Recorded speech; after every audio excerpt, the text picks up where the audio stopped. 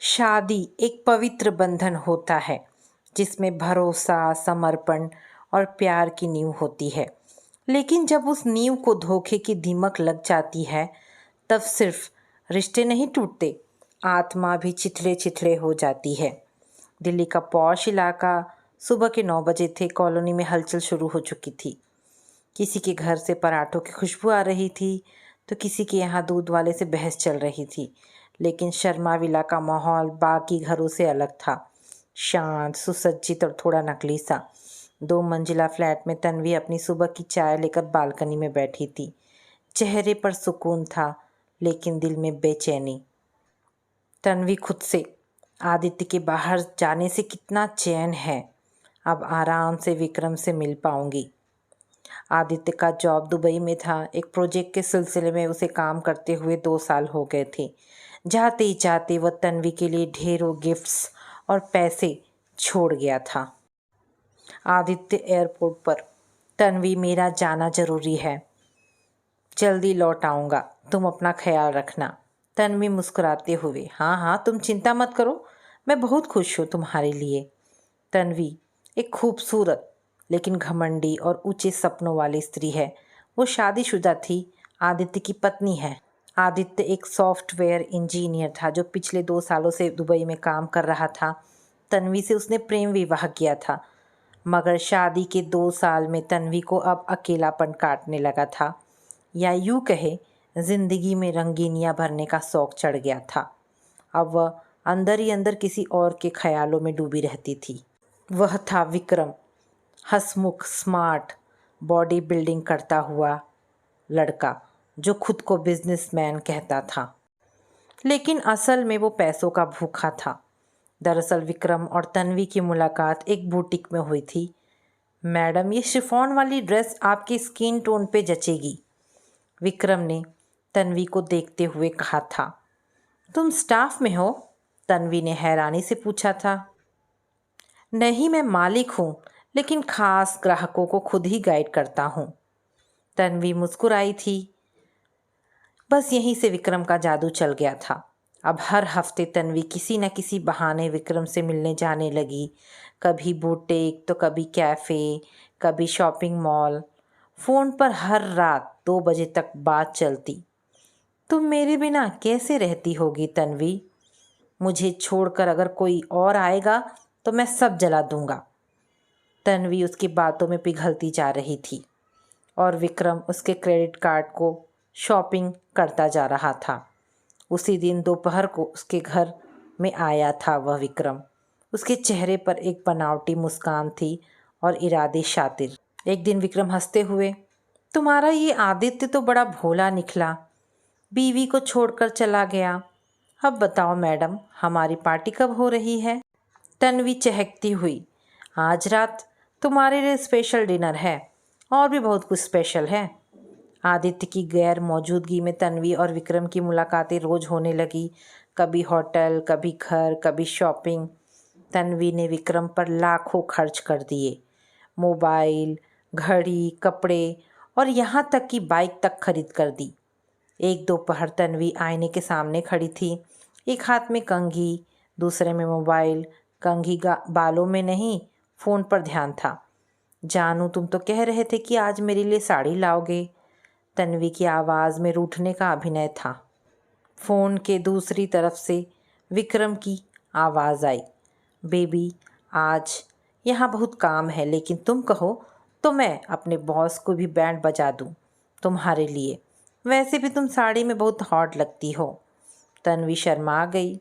ओ विक्रम, तुमने ही बहुत बिगाड़ रखा है मुझे। इसी बीच उसके पीछे खड़ी मेड कमला बोली, मैडम, ब्रेड जल गई है, ओवन में भूल गई थी आप। अरे चुप कर कमला, क्या हर वक्त टोकती रहती है? मुझे टाइम नहीं है ये ब्रेड टोस्ट के लिए। कमला बड़बड़ाती हुई बाहर निकल गई। बिना काम की मैडम, पति बाहर कमा रहा है और ये यहाँ ऐश कर रही है फ़ोन पर। वहीं दूर दुबई में आदित्य को धीरे धीरे तन्वी के व्यवहार में फ़र्क नज़र आने लगा था। कभी फ़ोन नहीं उठाना, कभी कैमरा ऑन ना करना, कभी बहाने बनाना। आज बहुत थक गई थी आदित्य, प्लीज़ डिस्टर्ब ना करो। उसे अब तन्वी पर शक होने लगा। एक दिन आदित्य ने अपनी जिगरी दोस्त विशाल को फ़ोन मिलाया। भाई, मेरी बीवी कुछ तो छुपा रही है, देख क्या मामला है। क्या वहाँ जा सकता है तू? विशाल, जो उसी शहर में ही रहता था, बोला। तू बस बोल दे, कल से मैं उसके पीछे रहूँगा। विशाल ने तन्वी का पीछा किया। वो हर बुधवार दोपहर हैप्पी रेस्टोरेंट में जाती थी, अकेली नहीं, विक्रम के साथ। विशाल ने एक दिन वीडियो बना लिया। तन्वी विक्रम का हाथ थामे बैठी थी। विक्रम उसे अपनी बाहों में भर रहा था। विशाल ने आदित्य को सब भेजा। विशाल आदित्य से फ़ोन पर, भाई तू दुबई में है, लेकिन यहाँ तेरी बीवी और विक्रम नाम का कोई लड़का हर रोज़ घूमते देखे जाते हैं। आंखों देखो बता रहा हूँ। आदित्य हैरानी से, क्या? तन्वी और विक्रम? आदित्य को विश्वास नहीं हुआ, लेकिन विशाल ने सबूत भेज दिए। होटल की सीसीटीवी फुटेज, वीडियो रिकॉर्डिंग और विक्रम की इंस्टाग्राम स्टोरीज, सब कुछ। अब क्या करेगा भाई? सब्र, सही वक्त का इंतज़ार करूँगा, आदित्य ने कहा।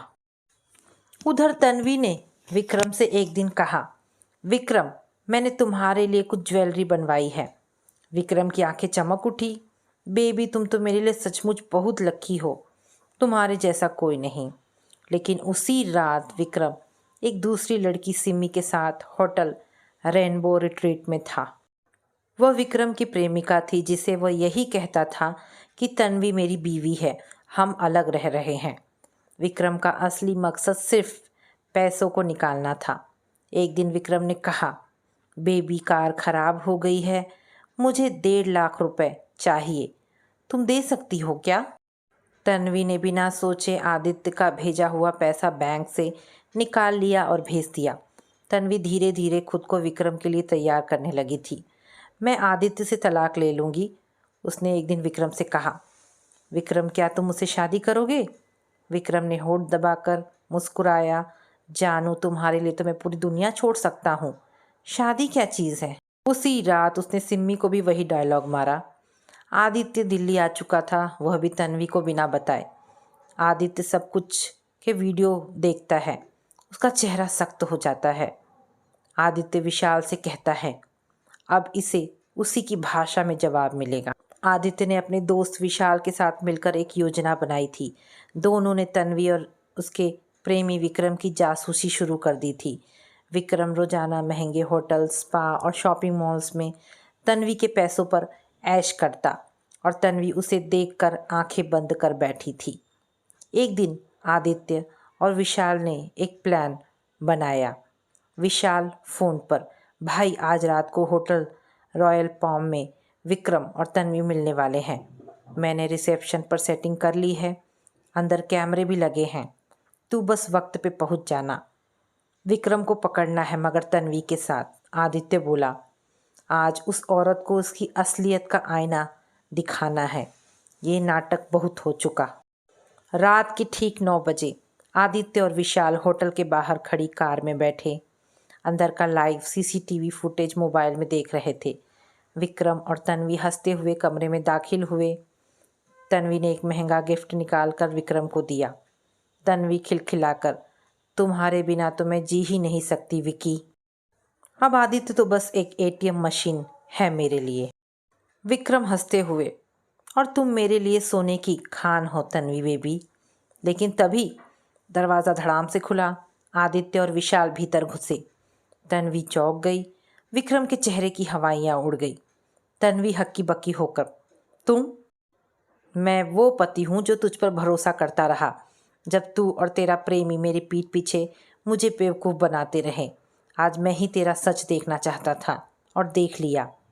विक्रम उठकर भागने लगता है। देखो भाई, मैं तो बस। विशाल उसे पकड़ लेता है और कहता है, लो भाभी, आपका ट्रू लव आ गया पकड़ में। विक्रम गिड़गिड़ाता है, ये सब गलत फहमी है, तन्वी ही मुझे पैसे दे रही थी ये सब करने के लिए। तन्वी चिल्लाकर, झूठा है ये, मैं इसे प्यार करती थी। आदित्य तन्वी को थप्पड़ मारते हुए, प्यार नहीं, ये तुम्हारी हवस थी, तुमने सिर्फ मेरा नहीं अपने रिश्ते का भी खून किया है। विशाल हंसते हुए, बस क्या, अब तेरा पूरा वीडियो हमारे पास है, तेरा हर खेल रिकॉर्ड हो चुका है, आदित्य ने उसकी गर्दन पकड़ ली। तेरे जैसे गिरे हुए आदमी को मैं पुलिस में दे सकता हूँ, पर तुझ जैसे गंदे कीचड़ को छूने से भी हाथ गंदे हो जाते हैं। तन्वी गिड़गिड़ाने लगी। आदित्य, मैं गलती कर बैठी, तुम जो भी सज़ा दोगे वो मुझे मंजूर है। आदित्य ने उसकी आंखों में देखा। तुम सज़ा की नहीं, अब सिर्फ सहने की हकदार हो। तुम भले ही मेरी पत्नी हो, पर अब मेरे दिल में तुम्हारे लिए कोई जगह नहीं। होटल के कमरे में सन्नाटा था। तन्वी एक कोने में बैठी थी, चेहरा हाथों में छुपाए, आंखों में बहते आंसू अब बहने की हिम्मत भी खो चुके थे। विक्रम, जिसे वो अपना सब कुछ समझ बैठी थी, उसकी आंखों के सामने, आदित्य के सामने गिड़गिड़ा रहा था। भाई, गलती हो गई, माफ़ कर दो। मैं तो बस टाइम पास कर रहा था। पैसा चाहिए था, कोई सच्चा रिश्ता नहीं था। विक्रम अब नंगे सच के साथ खड़ा था। वो सर झुकाए भाग निकला। आदित्य ने एक गहरी सांस ली। विशाल, इसे छोड़ो, ये उस लायक भी नहीं कि इसे थप्पड़ मारूं। वाह तन्वी भाभी, पति बाहर और आप यहाँ होटल में रासलीला रचाती मिल रही हैं। आदित्य, मुझसे भूल हो गई। आदित्य ने तन्वी की ओर देखा, जिसकी आंखों से आंसू बह रहे थे, लेकिन ये आंसू पछतावे के नहीं थे, डर के थे। तुम्हारे गिरे हुए चेहरे को देखने आया था। तुम पर भरोसा कर कर मैं इतनी दूर गया था कि तुम मेरे बिना कैसे रहोगी, लेकिन सच तो कुछ और ही निकला। तुम तो एक अय्यास किस्म की औरत हो। आदित्य गुस्से में काँप रहा था और तन्वी डर के मारे काँप रही थी। आदित्य, मैंने गलती की, बहुत बड़ी गलती। गलती? आदित्य की आवाज़ भारी थी, पर चिल्लाने जैसी नहीं। ये गलती नहीं थी तन्वी, ये धोखा था, नीचता थी, गंदगी थी। मैं तुझे माफ़ नहीं कर सकता हूँ, और मेरी माँ ने सिखाया है कि बीवी को त्याग देना आसान है, लेकिन माफ़ करना मर्द का असली इम्तिहान होता है। तन्वी की आंखों से आंसू फिर टपकने लगे, पर आदित्य ने कह दिया, लेकिन याद रख, अब तू सिर्फ नाम की बीवी है, ना दिल में जगह है, ना मेरे परिवार में। अगले दिन सुबह सुबह आदित्य और तन्वी अपने घर लौटे। कमलाबाई ने दरवाज़ा खोला। अरे साहब, आप? मैडम तो बोली थी आप दिवाली पर आएंगे। आदित्य चुप रहा। तन्वी सिर झुकाकर भीतर घुस गई। कमला ने नज़रों ही नज़रों में सब कुछ समझ लिया। घर का माहौल अब अजीब सा था। घर वापसी के बाद आदित्य ने तन्वी से कहा, तू यहीं रह सकती है, लेकिन पत्नी की तरह नहीं, बस एक साया बनकर। तन्वी रूधे गले से, मैं अब कर भी क्या सकती हूँ आदित्य, इस जहर को हर रोज़ पीने के अलावा। जो बीज तूने बोया था, अब फल तो खाना ही पड़ेगा। इतना कहकर आदित्य अपने कमरे में चला गया। पड़ोसियों को भी सब पता चल चुका था। एक पड़ोसन, इतनी सुंदर बीवी थी, सोचा नहीं था कि इतनी घटिया निकलेगी। दूसरी पड़ोसन, हद होती है बेशर्मी की, पति के पैसे से आशिक पालती थी। तन्वी आदित्य के कमरे के पास जाती है, लेकिन आदित्य दरवाज़ा नहीं खोलता। आदित्य अब उसे पत्नी के रूप में अपनाने को तैयार नहीं था। उसका परिवार उससे पहले ही नाता तोड़ चुका था। कई दिनों बाद, मैंने गलती की आदित्य, मुझे माफ़ कर दो। आदित्य कुछ देर चुप रहकर, माफ़ किया, लेकिन अब ज़िंदगी में मेरी जगह नहीं है तुम्हारे लिए। वो उसी घर में उसे रहने दे रहा था, लेकिन ना कोई बात करता, ना देखता उसकी तरफ। रातें बीतने लगी। तन्वी का वही प्रेमी विक्रम अब किसी और लड़की के साथ दिखता था। तन्वी उसे कॉल करती तो वो कट कर देता। कुछ दिन बाद तन्वी को पता चला कि विक्रम अब किसी और लड़की के साथ रंगरेलियां मना रहा है। एक दिन तन्वी विक्रम को कॉल लगाती है और वो उठा लेता है। तन्वी फ़ोन पर विक्रम से, तुमने मुझे इस्तेमाल किया, मेरे पैसे लिए, मेरी इज्जत के साथ खेला, मैं तुम्हें कभी माफ़ नहीं करूँगी। विक्रम ठहाका लगाते हुए, तन्वी, तुम्हारी जैसी औरतें सिर्फ इस्तेमाल के लिए होती है, इज्जत देने के लिए नहीं।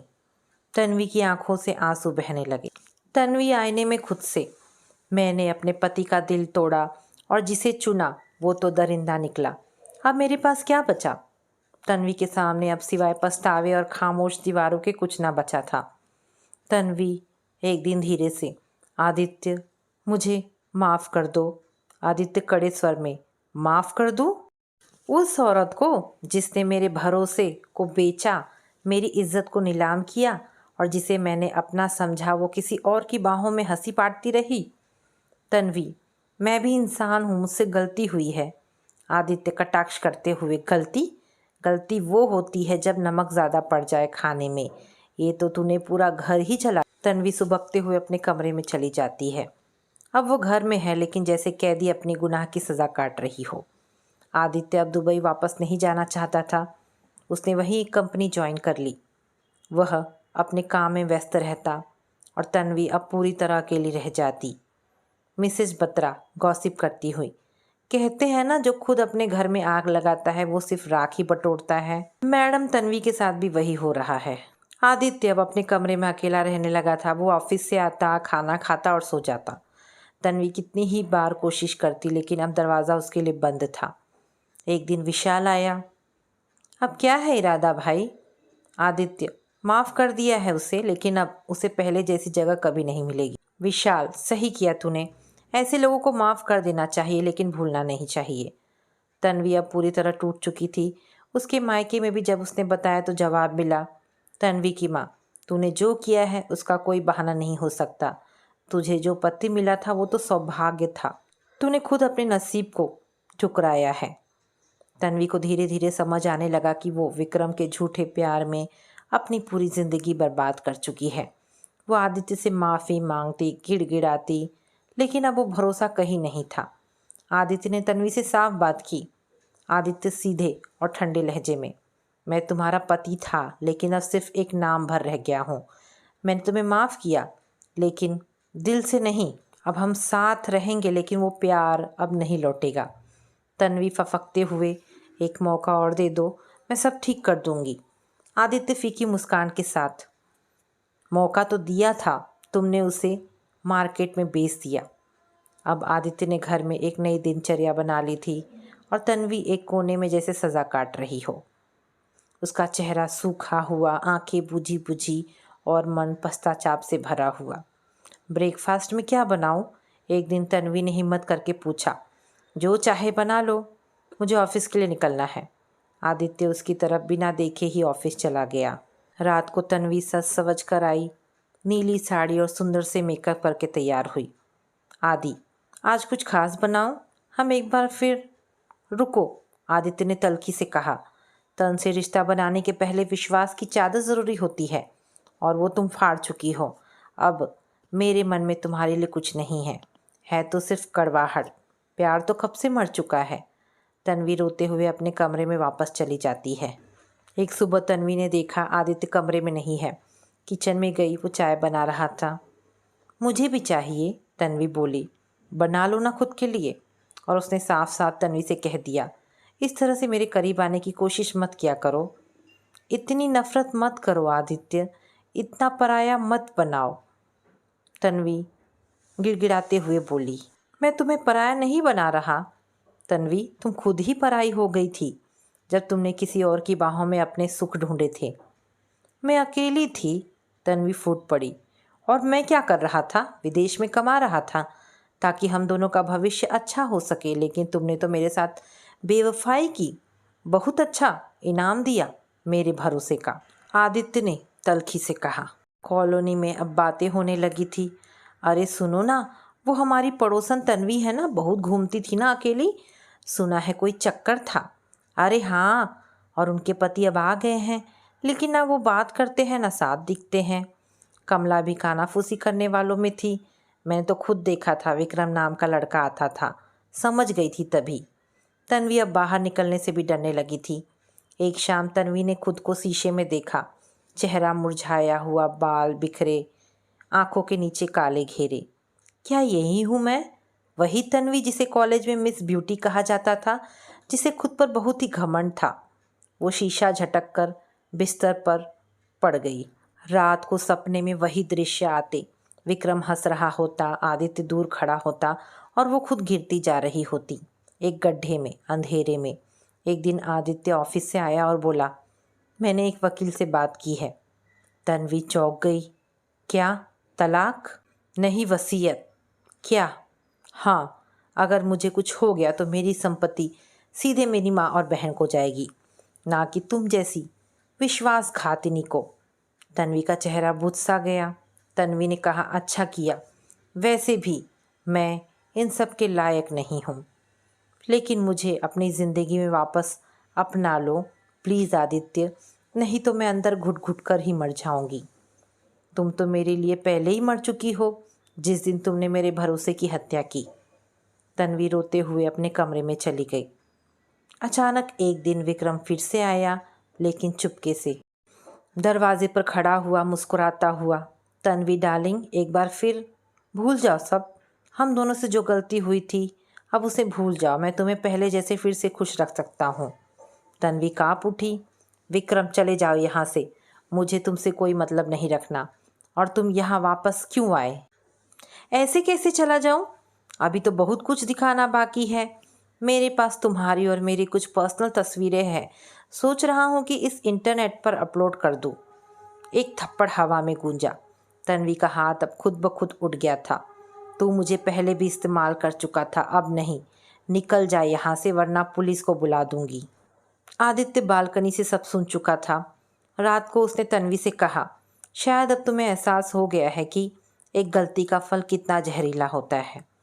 तन्वी ने कहा, मैं अब कोई अधिकार नहीं चाहती, बस तुम्हारी नज़रों में इंसान बन जाऊं, उतना ही बहुत है। आदित्य ने उसकी आंखों में देखा। मैंने तुम्हें माफ़ कर दिया है तन्वी, लेकिन माफ़ करने का मतलब ये नहीं कि सब कुछ वैसा ही हो जाएगा जैसा पहले था। रात के 2 बजे थे। पूरा मोहल्ला गहरी नींद में था, मगर शर्मा विला में 2 आंखें अब भी खुली थी। नींद से नहीं, अपराध बोध से। तन्वी को अब नींद कम और पछतावे की बेचैनी ज़्यादा सताने लगी थी। आदित्य अब कमरे में अकेले सोता था। एक रात तन्वी बहुत ही बेचैनी और अपराध बोध महसूस कर रही थी और वो उठी और आदित्य के कमरे में गई। उसके कमरे की हल्की बत्ती जल रही थी। उसने आदित्य की तरफ देखा जो सोने का नाटक कर रहा था। तन्वी धीरे से, आदित्य सो रहे हो? कोई जवाब नहीं। वो और पास गई, उसका हाथ छूना चाहा, मगर तभी आदित्य ने तकिया घुमाया और दूसरी तरफ मुंह फेर लिया।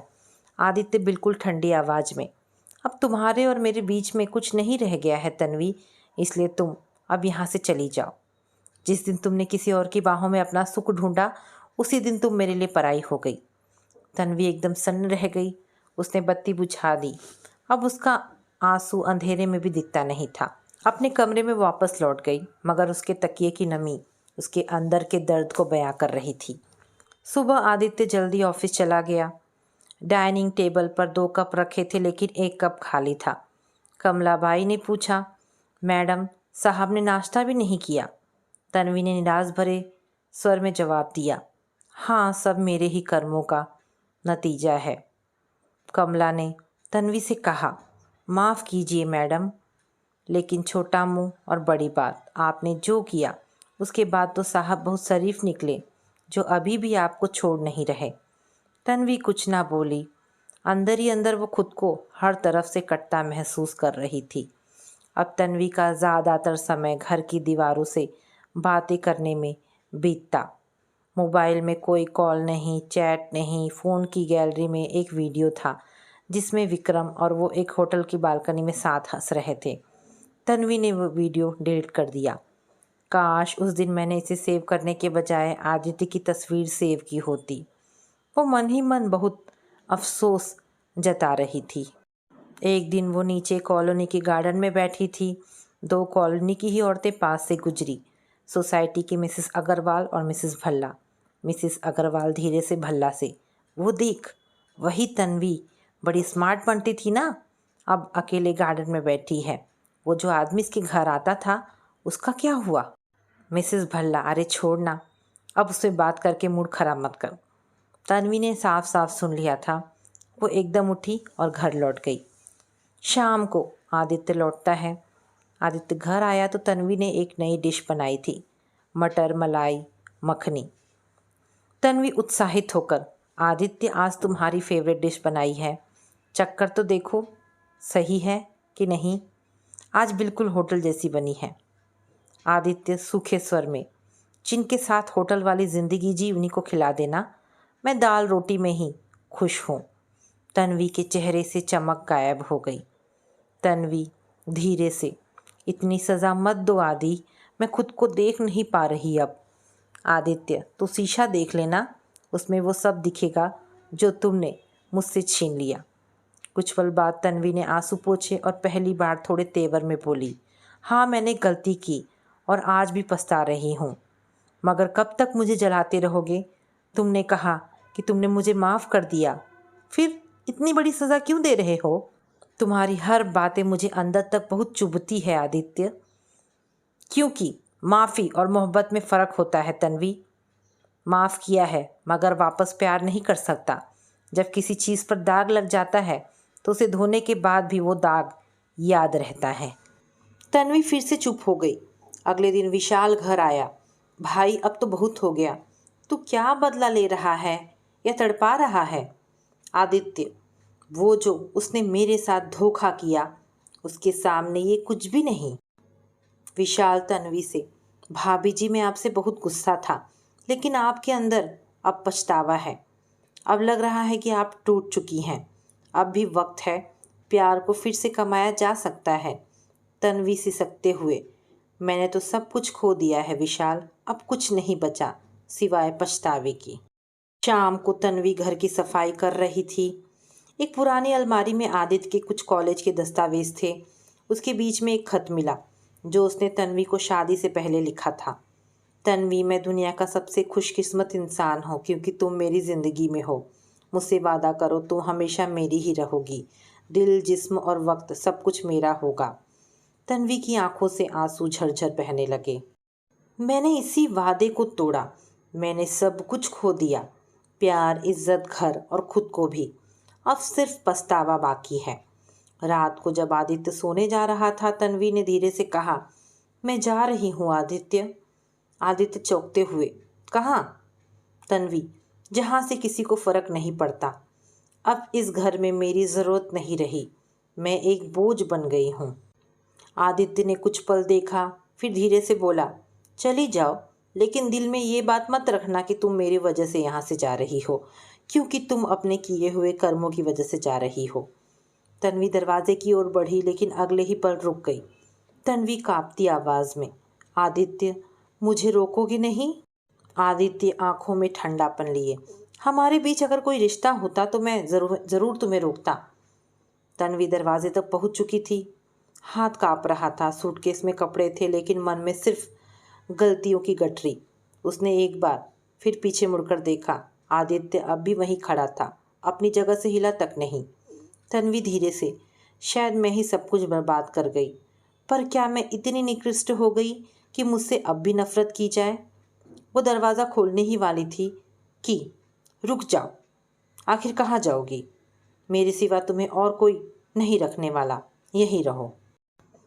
मैं तुम्हें माफ़ तो कर चुका हूँ, लेकिन पता नहीं क्यों तुम्हें मैं अपना नहीं पा रहा हूँ, और शायद ये होने में काफ़ी वक्त लग जाए।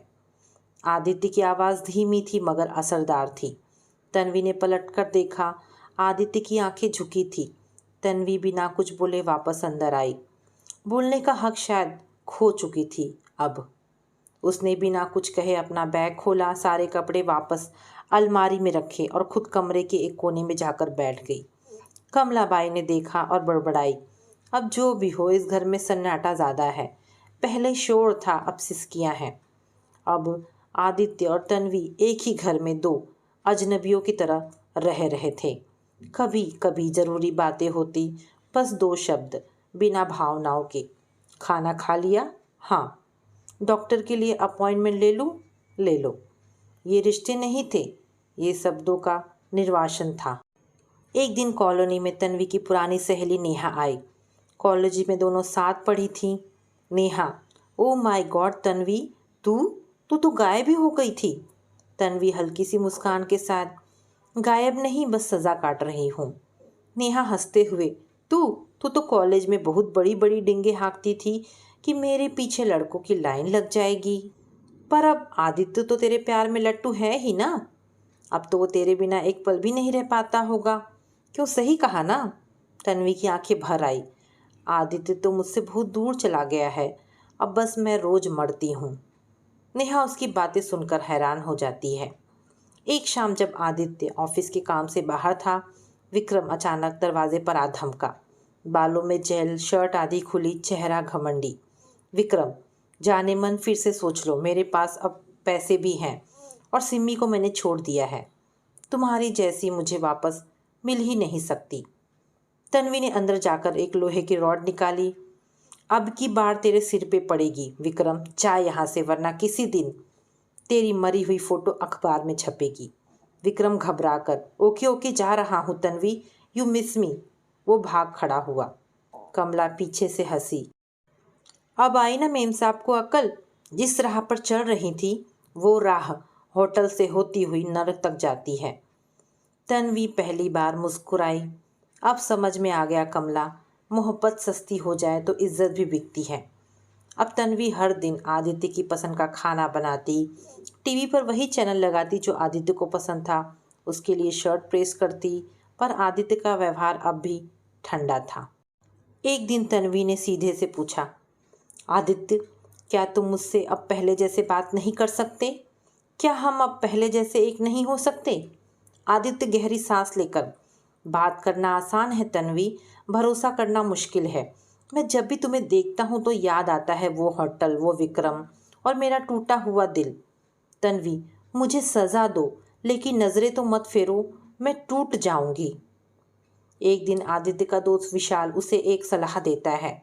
विशाल आदित्य से, भाई तू क्या चाहता है? रिश्ता ख़त्म नहीं किया, तलाक नहीं दिया, फिर क्या खेल है?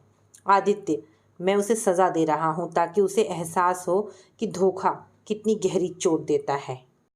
विशाल, पर तू भी तो उसी दर्द में जी रहा है ना? क्या वाकई तुझे सज़ा देकर कोई सुकून मिला? आदित्य के पास कोई जवाब नहीं था। विशाल सीधे सुर में बोला, भाई दिल की सज़ा अदालत की नहीं होती, या तो छोड़ दे उसे या फिर जी ले साथ, बीच में लटका कर ना तू चैन से है ना वो। एक रात तन्वी बेहोश होकर गिर पड़ी, लंबे तनाव और कमज़ोरी की वजह से। डॉक्टर ने कहा, पिछले कुछ महीनों से मानसिक तनाव ने इसके शरीर को खोखला कर दिया है। आदित्य चुपचाप खड़ा था।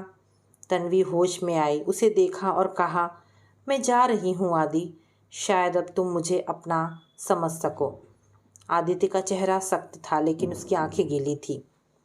उनके घर में खामोशी पसरी रहती और जिंदगी में एक सूना खालीपन। तन्वी तो घर में थी लेकिन अब दोनों के बीच दीवारें थीं जो टूटने का नाम नहीं लेती। एक दिन ऑफिस में आदित्य अपने काम में डूबा था जब एक नई आवाज़ ने उसकी एकाग्रता तोड़ी। काव्या, सर ये रिपोर्ट्स आपने मंगवाई थी? मधुर मुस्कान, तेज नज़रें और सादगी से भरा चेहरा। आदित्य सर उठाकर देखता है। हाँ, टेबल पर रख दो। तुम नई हो? काव्या हंसते हुए, जी अभी 4 दिन ही हुए हैं, लेकिन आपके बारे में काफ़ी सुन चुकी हूँ। सख्त बॉस मगर दिल से सीधे। आदित्य मुस्कुरा तो नहीं पाया मगर उसे काव्या की बातों में ईमानदारी का भाव साफ दिखा। पहली ही मुलाकात में काव्या की बेबाकी और व्यवहार ने उसे प्रभावित किया। धीरे धीरे काव्या और आदित्य के बीच बातचीत बढ़ती गई। काव्या में वो सब कुछ था जो आदित्य ने रिश्तों में चाहा था, सरलता, समझदारी और सच्चाई। एक दिन ऑफिस कैफेटेरिया में, काव्या, सर एक बात पूछूं, बुरा तो नहीं मानोगे? आदित्य कॉफ़ी का सिप लेते हुए, अगर पूछ ही लिया है तो खुलकर पूछ लो। काव्या धीरे से, आप बहुत अकेले लगते हैं, घर में सब ठीक है ना? आदित्य चुप रह गया। जवाब उसके चेहरे पर था। काव्या ने बात नहीं दोहराई लेकिन उसकी आंखों में वही समझ थी जो आदित्य सालों से तरस रहा था। तन्वी को जब काव्या के बारे में पता चलता है तब उसे काव्या की मौजूदगी खटकने लगती है। आजकल किसी काव्या का नाम बहुत सुनाई दे रहा है। बहुत खास हो गई है क्या वो तुम्हारे लिए? आदित्य गंभीर लहजे में, मुझसे सवाल करने का हक अब तुम्हारा नहीं रहा। अगर काव्या जैसी लड़की तुम्हारे जैसी होती तो दुनिया में रिश्ते नाम की चीज़ खत्म हो जाती। तन्वी एक दिन जल भुनकर, अच्छा तो अब मैं बोझ बन चुकी हूँ। आदित्य धीरे लेकिन तीखे स्वर में, नहीं तुम बोझ नहीं हो, तुम मेरी ज़िंदगी की सबसे बड़ी भूल हो जिसे अब मैं सुधार नहीं सकता, सिर्फ सह सकता हूँ।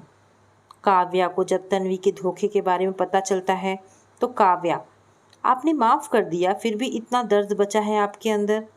आदित्य आंखें झुकाकर, माफ़ करना और भूल जाना दो अलग बातें हैं। तन्वी को मैं माफ़ कर चुका हूँ लेकिन जो जला हूँ वो राख अभी भी बाकी है। काव्या कुछ नहीं बोली। उसका मौन उसके साथ खड़ा रहा। आदित्य की उदासी को काव्या की मुस्कान हल्का करने लगी थी। वो एक अच्छी दोस्त बन गई थी। हर उस जगह जहाँ आदित्य को अकेलापन चुभता था, काव्या साथ होती। एक शाम दोनों ऑफिस से निकलते हुए, आदित्य, अगर तुम मेरी ज़िंदगी में पहले आई होती तो शायद मैं इंसानों पर भरोसा करना नहीं छोड़ता। काव्या धीरे से, शायद कुछ रिश्तों को देर से आना ही तय होता है, ताकि जब वो आए तो सब कुछ सही कर सके। अब तन्वी में जलन, डर और असुरक्षा एक साथ जागते हैं। तन्वी रूखे स्वर में, तो अब तुम्हें काव्या में सब कुछ दिखता है ना? क्या तुम उससे प्यार करते हो? आदित्य आंखों में ठंडक और शब्दों में कटाक्ष। प्यार वो भावना है तन्वी जो वफा मांगती है, चालाकी नहीं। काव्या की मैं इज्जत करता हूँ, जो तुम कभी नहीं समझ सकी। तन्वी अब खुद को खो चुकी थी। उसकी आंखों में पश्चाताप था, लेकिन समय निकल चुका था। आखिरी टकराव में तन्वी कहती है, क्या मुझे कोई दूसरा मौका नहीं मिल सकता? आदित्य ठंडी सांस लेकर, जिन रिश्तों में भरोसा मर जाता है वहाँ सिर्फ मौका नहीं, पुनर्जन्म चाहिए होता है, और मैं अब उस जन्म की राह नहीं देख रहा। आदित्य अब अपने काम में डूब गया था। आदित्य काव्या के साथ धीरे धीरे अपने घाव से बाहर निकलने लगा। वो पहले की तरह हंसने लगा था। तन्वी को ये सब पता चला। तन्वी खुद से, अब उसकी ज़िंदगी में कोई और है, वो भी तो हकदार है प्यार का, मगर मैं तो कुछ भी नहीं रही अब। धीरे धीरे काव्या और आदित्य के बीच मेलजोल बढ़ा, बातचीत दोस्ती में बदली। आदित्य को काव्या की ऊर्जा में सुकून मिलने लगा। एक दिन तन्वी काव्या से मिलती है। तन्वी, सुन रही हूँ नई उम्मीद बनकर आई हो उसकी ज़िंदगी में। काव्या शांत लहजे में, कम से कम धोखा तो नहीं दिया? आदित्य जैसा इंसान तो हर औरत का सपना होता है, और तुमने उसे नरक दे दिया। तन्वी नज़रें झुकाकर, मैं जानती हूँ मैंने सब कुछ खो दिया। तुम अगर उसकी ज़िंदगी में सुकून ला सकती हो तो मैं तुम्हें नहीं रोकूंगी। एक बार उसका सामना एक पुराने जानने वाले से हुआ, राहुल, जो कभी तन्वी का कॉलेज फ्रेंड और एक तरफा चाहने वाला था। राहुल व्यंग से, कैसी हो तन्वी? सुना है इस बार किसी ने तुम्हें यूज़ करके छोड़ दिया। तन्वी झल्लाकर, मुझे मत छेड़ो राहुल। मैंने तो बहुत पहले भी कहा था, तुम सिर्फ दिखाने के लिए वफादार बन सकती हो, दिल से नहीं। तुम्हें अपने जैसी चालाक लोग ही मिलेंगे, राहुल व्यंग करते हुए बोला। तन्वी की आंखों में गुस्सा और शर्म दोनों थे, लेकिन राहुल की बातों ने उसका पुराना सच भी झकझोर दिया, क्योंकि राहुल वही शख्स था जिसने तन्वी कॉलेज के दिनों में खेल खेलती रही थी, झूठे वादे किए थे, उसके पैसों से घूमी फिरी और फिर उसे छोड़ दिया था। तन्वी अब अकेली थी, मायूस और शर्मिंदगी में डूबी। उसका चेहरा अब पहले जैसा नहीं रहा, ना साज सज्जा, ना तेवर, सिर्फ अपराध बोध। वो दिन रात अपने किए पर पछताती थी। उधर काव्या धीरे धीरे आदित्य के करीब आ रही थी। काव्या मुस्कुराते हुए, आदित्य, आप बहुत अलग हैं। आजकल लोग रिश्ते निभाने से ज़्यादा उन्हें तोड़ने में विश्वास रखते हैं। आप अब भी अपनी पत्नी का ख्याल रखते हैं, जबकि उसने, मुझे पता है सब कुछ।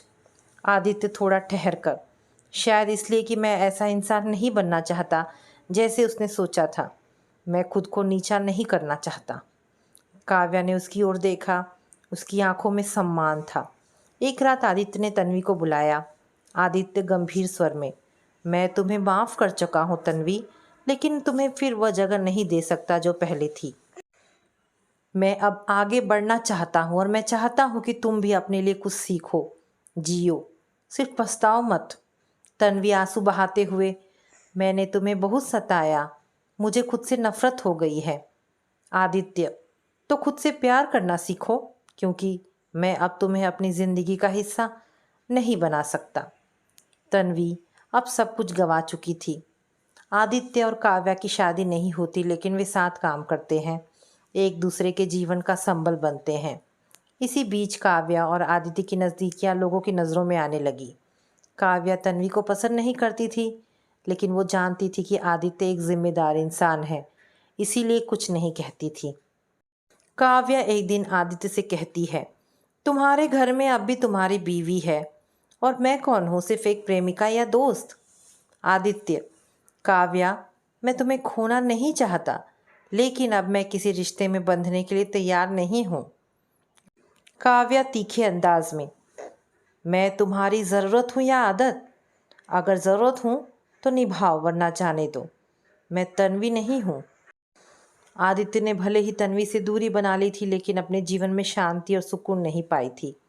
जिस काव्या को उसने अपनाने की कोशिश की, वो अब उससे दूरी बनाने लगी थी। एक बार काव्या ने व्यंग्य करते हुए कहा, आदित्य, मैं कोई इमोशनल बोरिंग ज़िंदगी नहीं चाहती।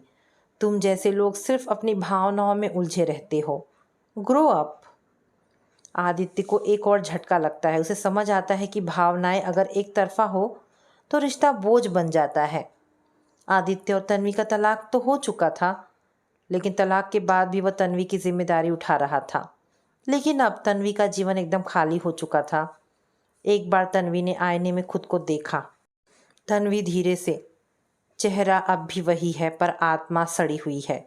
अगर समय वापस आ सकता तो मैं उस मोह में ना पड़ती। अब आदित्य पूरी तरह अपने काम में व्यस्त हो गया था।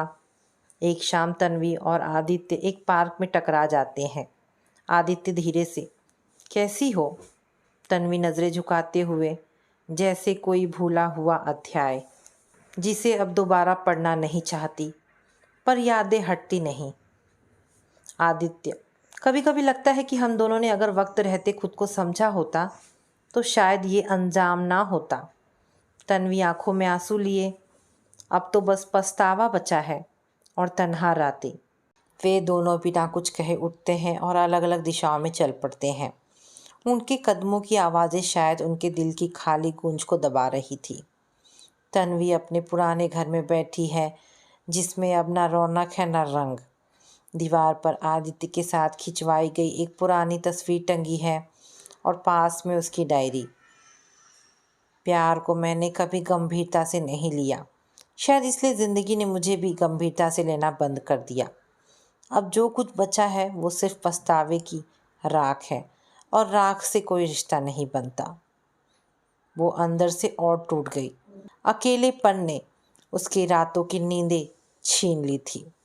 एक शाम उसने आदित्य को अपने घर फ़ोन करके बुलाया और कहा कि आदित्य, मैं अब तुम्हें हमेशा हमेशा के लिए छोड़कर जा रही हूँ। हो सके तो जाने के बाद मुझे अपनी पत्नी के रूप में स्वीकार कर लेना और मुझे माफ़ कर देना। आदित्य घबराकर जब उसके घर पहुंचा तो उसने तन्वी को सोफे पर बेसुध पड़ा देखा। पास में खाली नींद की गोलियों की शीशी पड़ी थी। आदित्य उसे हिलाते हुए, तन्वी, तन्वी उठो, क्या कर लिया तुमने? वो तुरंत उसे हॉस्पिटल ले गया, लेकिन बहुत देर हो चुकी थी। डॉक्टर ने बाहर आकर धीरे से कहा, आई एम सॉरी, बहुत देर हो गई थी, बहुत सा जहर फैल चुका था शरीर में। आदित्य की आंखों से आंसू बह निकले। वो जिससे आज प्यार नहीं करता था, पर जिससे कभी बेहद मोहब्बत की थी, वो अब हमेशा के लिए चली गई थी। तन्वी के कमरे की दराज में एक चिट्ठी मिली जो आदित्य के नाम थी। आदित्य, मैं जानती हूँ मैंने बहुत गलतियाँ की और उन गलतियों की सज़ा मैंने खुद को दे दी है। मुझे माफ़ कर देना अगर कर सको तो। मैंने जो प्यार खोया वो अब समझ में आया, लेकिन अब लौटने की कोई राह नहीं बची। तुम्हारी सिर्फ नाम की रह गई, तन्वी। आदित्य अकेला खड़ा था तन्वी की तस्वीर के सामने। आदित्य धीरे से, काश तुमने ये सब करने से पहले एक बार, सिर्फ एक बार मुझसे बात की होती तन्वी। पीछे एक मध्यम हवा चली, जैसे तन्वी की आत्मा ने उसे अलविदा कहा हो। धोखा किसी भी रिश्ते की नींव को तोड़ सकता है। माफ़ी दी जा सकती है, लेकिन भरोसा एक बार टूट जाए तो लौटता नहीं है। तो दोस्तों, ये कहानी यहाँ पर समाप्त होती है। आशा करती हूँ कहानी पसंद आई होगी। अगर कहानी पसंद आई है तो प्लीज़ इसे लाइक एंड शेयर करें। दोस्तों, ऐसी ढेरों पारिवारिक कहानियाँ सुनने के लिए मेरे चैनल को प्लीज़ सब्सक्राइब करें। धन्यवाद दोस्तों।